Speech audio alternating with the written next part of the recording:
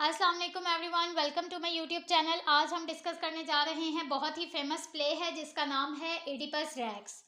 ये प्ले लिखा था सोफोक्लीज ने, और सोफोक्लीज जो थे वो क्लासिकल ग्रीक थिएटर के एक बहुत बड़े प्ले राइटर थे।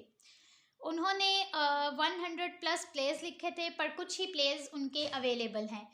एडिपस रैक्स प्ले लिखा गया था 429 BCE में, और ये प्ले पब्लिश्ड भी 429 BCE में ही हुआ था।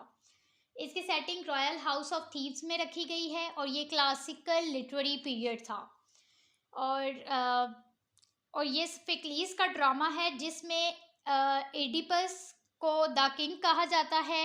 एडिपस द किंग के नाम से भी है ये ड्रामा, और इसे एडिपस रैक्स भी कहा जाता है, और इसे एडिपस टायरेनस भी कहा जाता है। अच्छा, अब स्टोरी स्टार्ट कैसे हो रही है कि यूनान के शहर थीब्स में एक बादशाह रहता था जिसका नाम था लायस, और उसकी बीवी का नाम था जोकास्टा। उन दोनों के यहाँ एक बच्चा पैदा हुआ जिसके बारे में पेशन गोई की गई, प्रिडिक्शन की गई कि वो अपने बाप का मर्डर कर देगा, अपने बाप को मार देगा और अपनी माँ से शादी कर लेगा।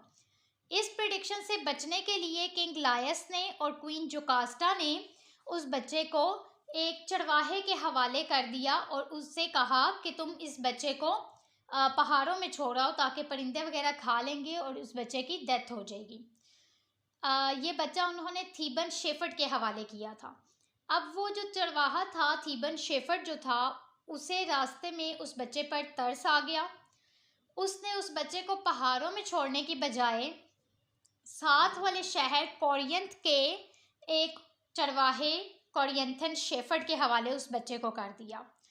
अब उस कोरियंथन शेफर्ड ने अपने बादशाह जिसका नाम था पॉलीबस और उसकी बीवी का नाम था मेरोपी, उसके हवाले उस बच्चे को कर दिया। अब पॉलीबस और मेरोपी के यहाँ कोई औलाद नहीं थी, तो उन्होंने उस बच्चे को पालने का फैसला कर दिया। और उस बच्चे के पाँव सूजे हुए थे, तो उन्होंने उस सूजे हुए पाँव को देखते हुए उस बच्चे का नाम एडिपस रख दिया, जिसका मतलब है, एडिपस का मतलब है जख्मी पाँव वाला, यानी कि स्वॉलन फुट। ये बच्चा जब बड़ा हुआ तो ये बहुत ज़्यादा ज़हीन और लातादाद खूबियों का मालिक था, लेकिन ये पॉलीबस और मेरोपी को अपने रियल पेरेंट्स कंसीडर करता था।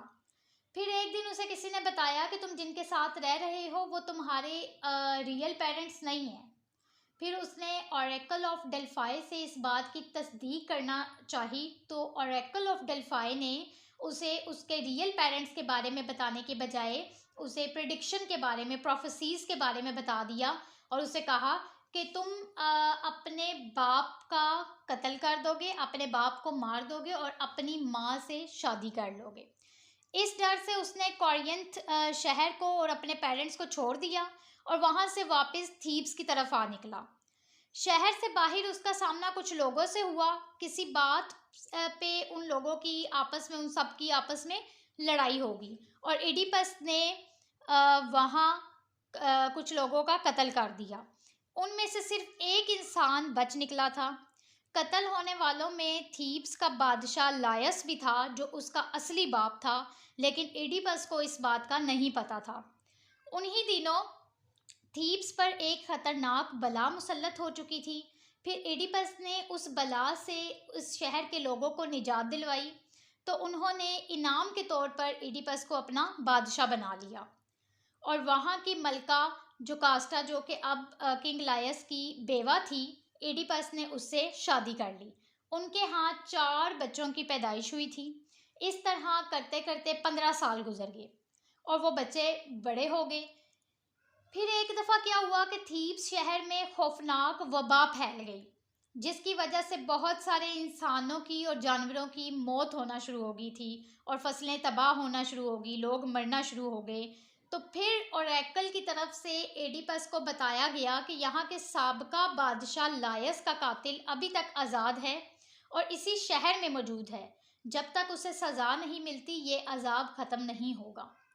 तो वहाँ रहने वाले एक नाबीना शख्स ने, जिसका नाम था टाइरीसियस, वो तमाम हकाइक को जानता था। उसने एडिपस को रोकने की बहुत कोशिश की, और उसने उसे कहा कि तुम जो है तस्दीक मत करवाओ, क्योंकि सच्चाई जो है वो बहुत ज़्यादा खौफनाक है, ख़तरनाक है, लेकिन एडिपस ने उसकी बात नहीं मानी। वो मुकम्मल सच को सामने लाना चाहता था। इसी दौरान कोरियन से एक मैसेंजर कोरियंथन शेफर्ड किंग पॉलीबस की मौत की खबर लेकर आया। उसने ये बताया कि एडिपस पॉलीबस और मेरोपी का बेटा नहीं है। जब वो 3 दिनों का बच्चा था तो उसी ने उसे पॉलीबस और मेरोपी के हवाले किया था।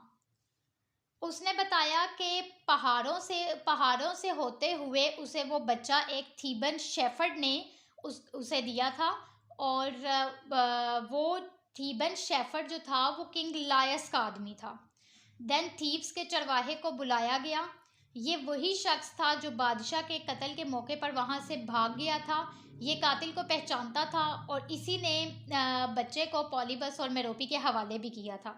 उसने सारी हकीकत बता दी कि एडिपस असल में बादशाह लायस और जुकास्टा का बेटा है। शहर से बाहर लायस को कत्ल भी इसी ने किया था और ये अब अपनी माँ का शौहर भी है।